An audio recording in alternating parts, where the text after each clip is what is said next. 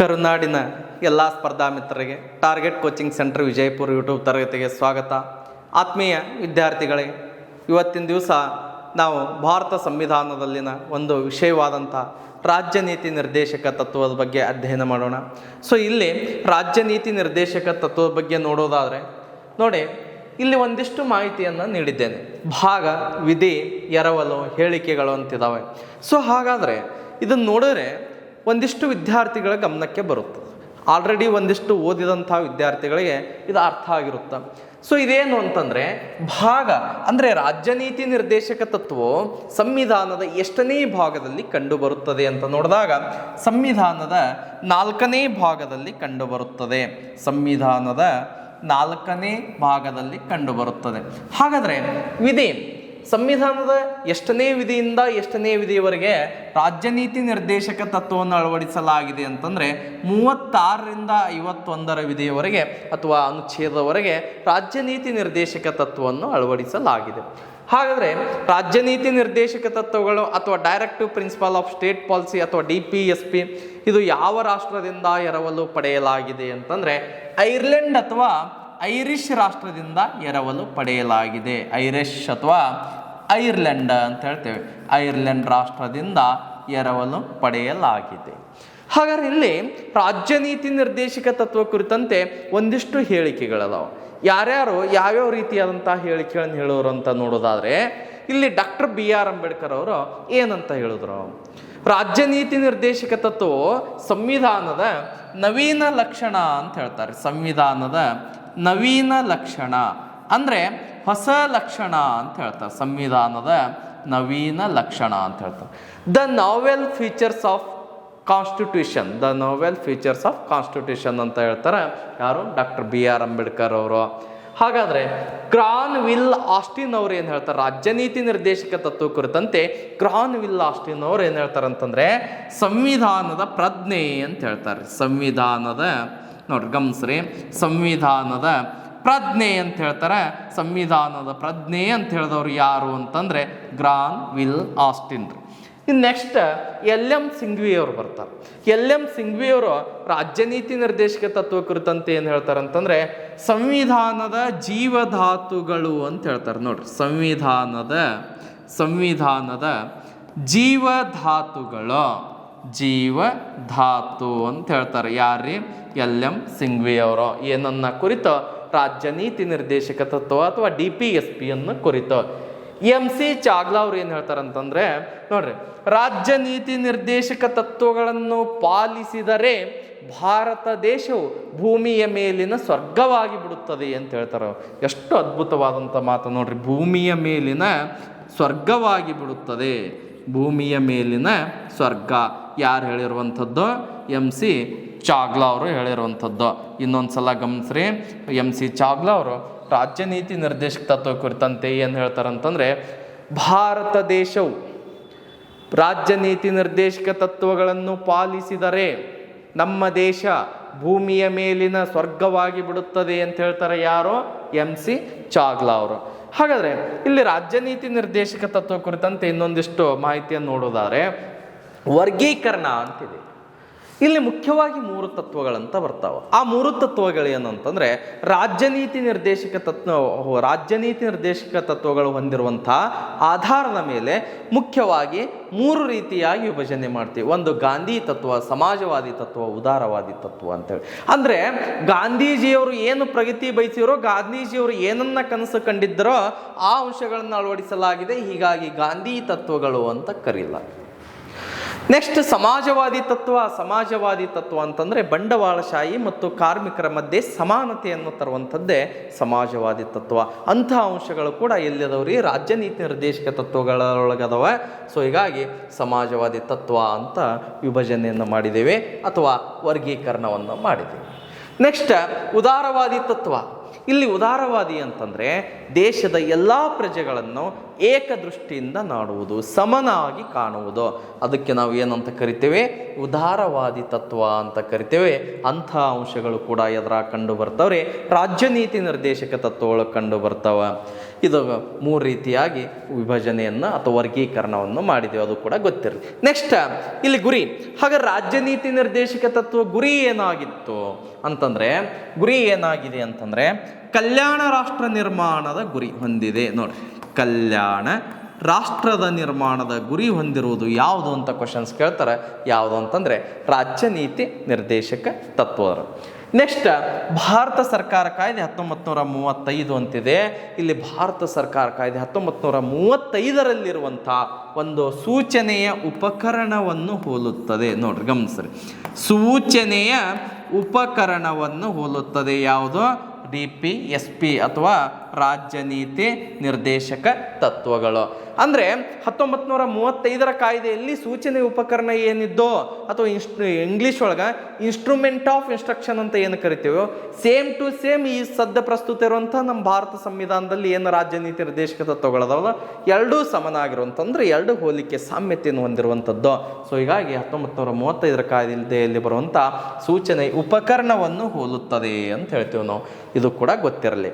Okay, next ನೋಡಿ, next ಗಮನಿಸ್ರಿ. ಇಲ್ಲಿ ವಿಧಿಗಳು ಹೇಳಿದ್ರು. ರಾಜ್ಯ ನೀತಿ ನಿರ್ದೇಶಕ ತತ್ವಗಳು ಪ್ರಾರಂಭವಾಗುವುದು 36ರಿಂದ 51ನೇ ವಿಧಿವರೆಗೆ ಅಂತ ಹೇಳಿದ್ರು. ಹಾಗಾದ್ರೆ 36ನೇ ಅನುಚ್ಛೇದ ಏನು ಹೇಳ್ತದ? ಅನುಚ್ಛೇದ ಅಂದ್ರೆ ಒಂದೇ, ವಿಧಿ ಅಂದ್ರೆ ಒಂದೇ, ಕಲಂ ಅಂದ್ರೆ ಒಂದೇ. ಇಲ್ಲಿ 36ನೇ ಅನುಚ್ಛೇದ ಏನು ಹೇಳ್ತಾನೆ? ಪರಿಭಾಷೆ ಅಂತ ಹೇಳ್ತೀವಿ. ಪರಿಭಾಷೆ ಅಂದರೆ ರಾಜ್ಯದ ಅರ್ಥ ಅಂತ ಹೇಳ್ತೀವಿ. ಅದನ್ನೇ 36ನೇ ವಿಧಿ ಏನು ಪಡಿಸುತ್ತದೆ ಅಂತಂದರೆ, ನೋಡ್ರಿ, ಭಾರತ ಸಂವಿಧಾನದ ಭಾಗ 3ರಲ್ಲಿ ಕಂಡುಬರುವ ಭಾಗ 3ರಲ್ಲಿ 12ನೇ ಅನುಚ್ಛೇದ 12ನೇ ಭಾಗ 3ರಲ್ಲಿರುವಂಥ 12ನೇ ಅನುಚ್ಛೇದ ತಿಳಿಸಿರುವಂತೆ ಅರ್ಥೈಸಿಕೊಳ್ಳುವುದು. ಅಂದರೆ 12ನೇ ವಿಧಿ ಹೇಳಿರುವಂತೆ ಅರ್ಥೈಸಿಕೊಳ್ಳುವುದು ಎಲ್ಲಿ ಕಂಡು ಬರ್ತದೆ? ವಿಧಿ ಭಾಗ 3ರಲ್ಲಿ. ಹಾಗಾದ್ರೆ 12ನೇ ವಿಧಿ ಏನು ಹೇಳ್ತದೆ? ಆಲ್ರೆಡಿ ನಾ ಹಿಂದಿನ ತರಗತಿಯಲ್ಲಿ ಫಂಡಮೆಂಟಲ್ ರೈಟ್ಸ್ ಹೇಳುವಾಗ ಇದರ ಬಗ್ಗೆ ಹೇಳಿದ್ದೀನಿ. 12ನೇ ವಿಧಿ ಏನು ಹೇಳ್ತದೆ? ರಾಜ್ಯ ಎಂದರೆ ಕೇಂದ್ರ ಸರ್ಕಾರ, ರಾಜ್ಯ ಎಂದರೆ ಸಂಸತ್ತು, ರಾಜ್ಯ ಎಂದರೆ ರಾಜ್ಯ ಸರ್ಕಾರ, ರಾಜ್ಯ ಎಂದರೆ ರಾಜ್ಯ ಶಾಸಕಾಂಗ, ರಾಜ್ಯ ಎಂದರೆ ಸ್ಥಳೀಯ ಆಡಳಿತ ಅಂತಕ್ಕಂಥ 5 ಅಂಶಗಳನ್ನು ಒತ್ತಿ ಹೇಳ್ತಾರೆ.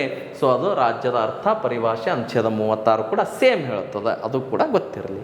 ನೆಕ್ಸ್ಟ್ ಅನುಚ್ಛೇದ 37, ನ್ಯಾಯಾಲಯದಲ್ಲಿ ಪ್ರಶ್ನಿಸುವಂತಿಲ್ಲ. ಯಾವಾಗ? ರಾಜ್ಯ ನೀತಿ ನಿರ್ದೇಶಕ ತತ್ವಗಳು ಜಾರಿಯಾಗದಿದ್ದರೆ, ನೋಡಿ, ಜಾರಿಗೆ ಬರದಿದ್ದರೆ ಅಥವಾ ಅನುಷ್ಠಾನಕ್ಕೆ ಬರದಿದ್ದರೆ ನ್ಯಾಯಾಲಯದಲ್ಲಿ ಪ್ರಶ್ನೆ ಮಾಡುವಂತಿಲ್ಲ. ರಾಜ್ಯ ನೀತಿ ನಿರ್ದೇಶಕ ತತ್ವಗಳು ಜಾರಿಗೊಳಿಸಬೇಕು ಅಂಥೇಳಿ ನ್ಯಾಯಾಲಯದ ಮೊರೆ ಹೋಗುವಂತಿಲ್ಲ. ಯಾಕಂತಂದರೆ ರಾಜ್ಯ ನೀತಿ ನಿರ್ದೇಶಕ ತತ್ವಗಳನ್ನು ಅನುಷ್ಠಾನಕ್ಕೆ ತರಬೇಕಾದ್ರೆ ಒಂದಿಷ್ಟು ಹಣದ ಅವಶ್ಯಕತೆ ಇರ್ತದೆ, ಬಂಡವಾಳದ ಅವಶ್ಯಕತೆ ಇರ್ತದೆ. ಯಾವಾಗ ರಾಷ್ಟ್ರದ ಬೊಕ್ಕಸ ತುಂಬಿರುತ್ತದೋ ಆವಾಗ ಅವುಗಳನ್ನು ಜಾರಿಗೆ ತರ್ತಾರೆ, ಅನುಷ್ಠಾನಕ್ಕೆ ತರ್ತಾರೆ. ಬೊಕ್ಕಸ ಇಲ್ಲ ಅಂದರೆ ಜಾರಿಗೆ ತರಲಿಕ್ಕಾಗೋದಿಲ್ಲ. ಸೊ ಹೀಗಾಗಿ ಇದು ನ್ಯಾಯಾಲಯದಲ್ಲಿ ಪ್ರಶ್ನೆ ಮಾಡಲಿಕ್ಕೆ ಬರುವುದಿಲ್ಲ ಅಂತ ಹೇಳ್ತೇವೆ. ಇದು ಕೂಡ ನಿಮಗೆ ಗೊತ್ತಿರಲಿ. ನೆಕ್ಸ್ಟ್ ಅನುಚ್ಛೇದ 38, ರಾಜ್ಯ ಕಲ್ಯಾಣಕ್ಕಾಗಿ ಸಾಮಾಜಿಕ ಅಸಮತೋಲನ ಹೋಗಲಾಡಿಸುವುದು.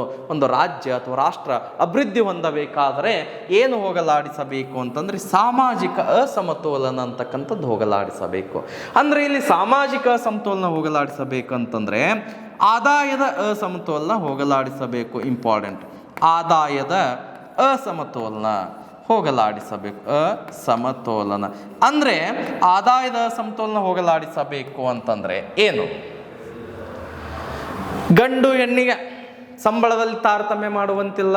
ಆದಾಯ, ಇನ್ಕಮ್, ಹೆಣ್ಮಕ್ಳಿಗೆ ಸೇಮ್ ಪೇಮೆಂಟ್ ಕೊಡಬೇಕು, ಗಂಡು ಮಕ್ಕಳಿಗೆ ಸೇಮ್ ಕೊಡಬೇಕು. ಆದಾಯದ ಅಸಮತೋಲನ.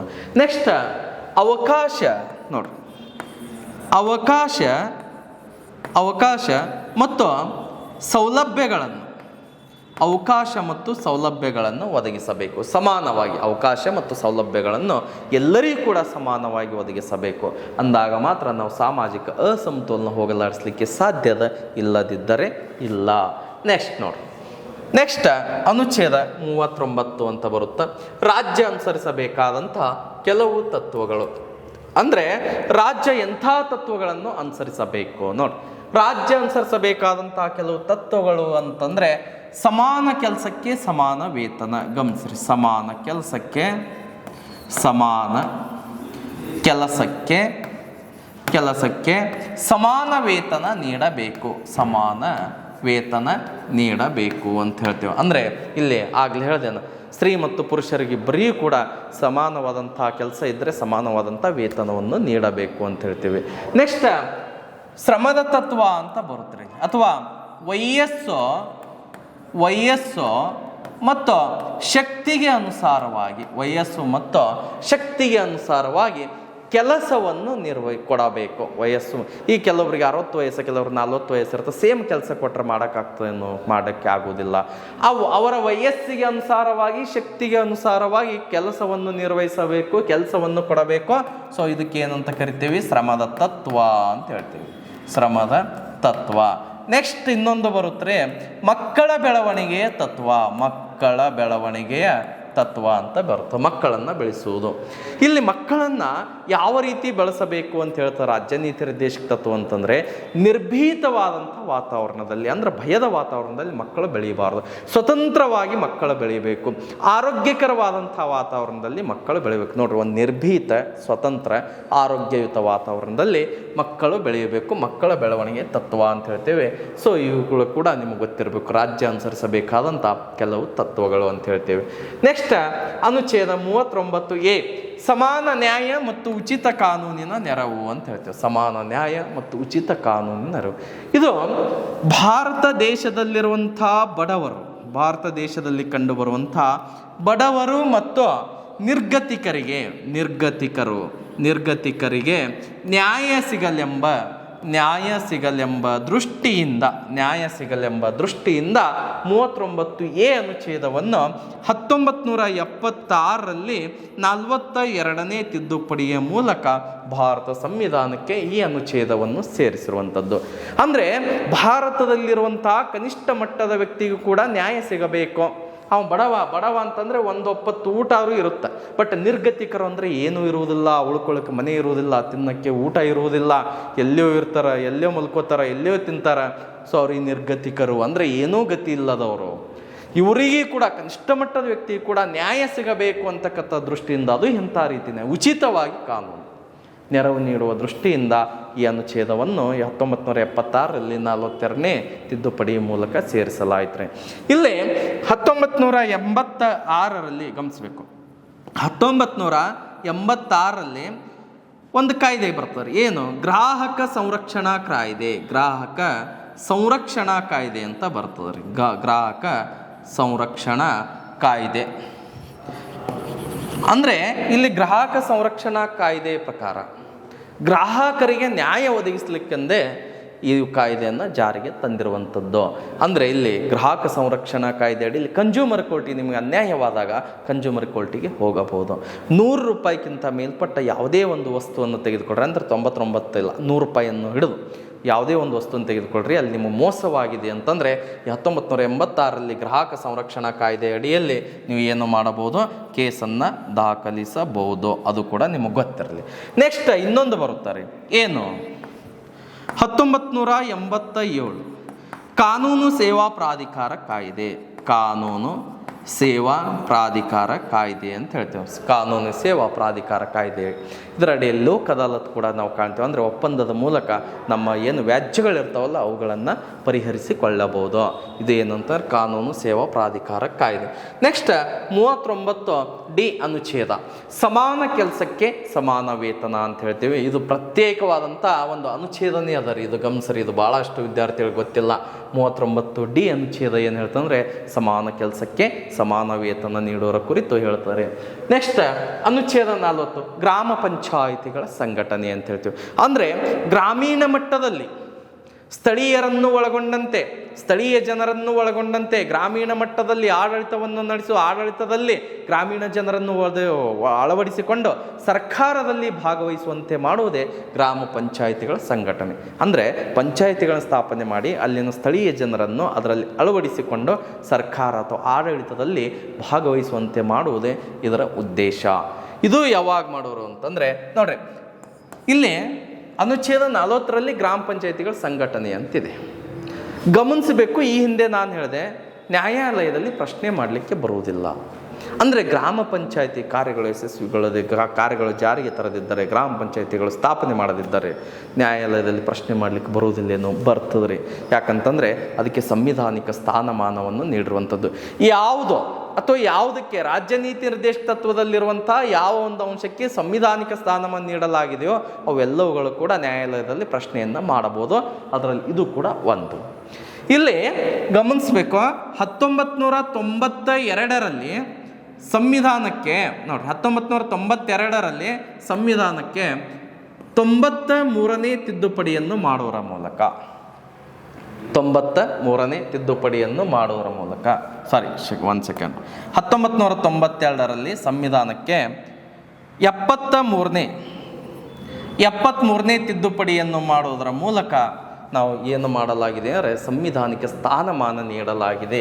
ಸಂವಿಧಾನಿಕ ಸ್ಥಾನಮಾನ ಅಂತ ಹೇಳ್ತೇವೆ ನಾವು. ಸಂವಿಧಾನಿಕ ಸ್ಥಾನಮಾನವನ್ನು ನೀಡಲಾಗಿದೆ.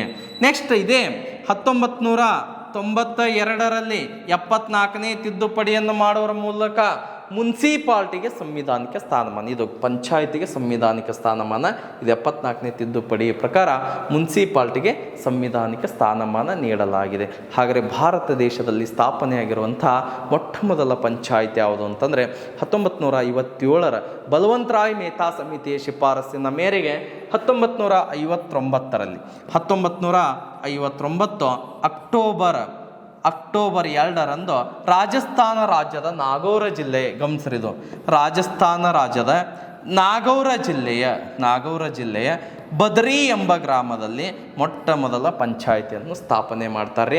ಅದನ್ನು ಉದ್ಘಾಟಿಸಿದವರು ಯಾರು ಅಂತಂದರೆ ಜವಾಹರ್ಲಾಲ್ ನೆಹರು ಅವರು ಅದನ್ನು ಉದ್ಘಾಟನೆ ಮಾಡ್ತಾರೆ. ಅದು ಕೂಡ ಗೊತ್ತಿರಲಿ. 2ನೇ ಪಂಚಾಯಿತಿ ಅಕ್ಟೋಬರ್ 11ರಂದು ಆಂಧ್ರ ಪ್ರದೇಶದಲ್ಲಿ ಉದ್ಘಾಟನೆ ಮಾಡ್ತಾರೆ.